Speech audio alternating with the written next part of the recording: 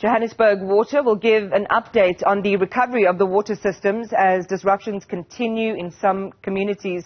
There was a massive outage that left many parts of the city without water after the Eikenhof Pumpstation was affected by a power fault.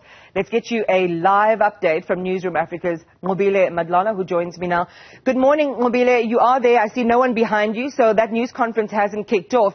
But this is where we see the convergence of both those issues having a material impact in the city: water outages and power outages.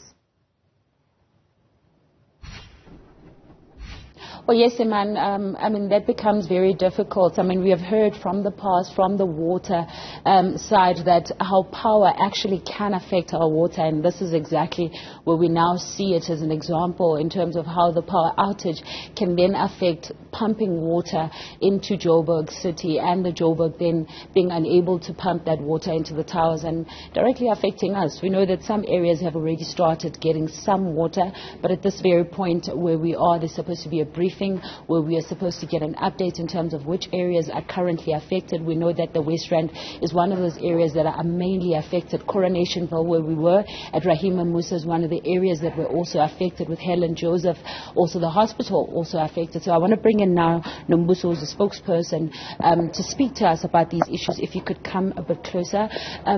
We know that the briefing is meant to start. It is running slightly late, but in the meantime, which areas are still affected? So largely it's areas around Roodepoort which are still affected, in some parts of Randburg. Those are still recovering, and areas that have recovered are around Soweto mainly, and around Herstal, Crosby and Brixton. When we see a power outage affecting water, why is this? It's because our systems, firstly, are interconnected. So this happened at an Eikenhof Rainwater's Eikenhof Pumpstation, which was affected by city power. And so because our systems are interconnected, and also because for water we need electricity to pump water, hence we are affected. And one would think that, of course, there would be a backup for such incident. What happened to that? I think because this wasn't load shedding related, because I do know Eikenhof is exempt from load shedding. So the first incident that happened on the 3rd of March on Sunday was due to lightning, and the second one was due to a technical error at City Power's substation in Eikenhof. So because it wasn't due to load shedding, that's why we are seeing that's why the issue happened. And the mayor, of course, doing a walkabout this morning. So the mayor did a walkabout at our Helder Crane depot, which is one of the areas that were severely impacted. And he'll be joining us for this briefing as well. All right. And what time do we likely to see the briefing start? So we'll be starting in a few minutes. We were told the mayor and the MMC and the city manager are on their way. Thank you very much for speaking to us.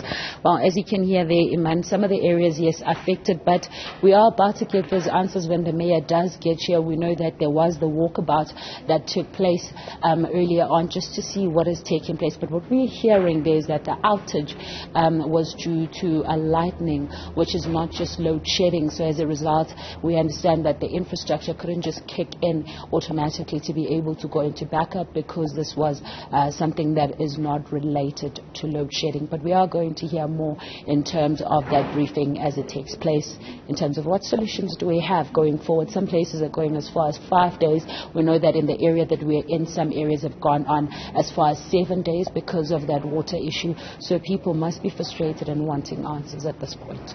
And just horrible, because as you said in the beginning of that crossing in Nqobile, when hospitals are affected, it becomes exponentially more difficult and dangerous. And here's also, another testament to the lack of resilience in the system, because you should have backups in place, and you should also be able to withstand the effects of natural threats and dangers.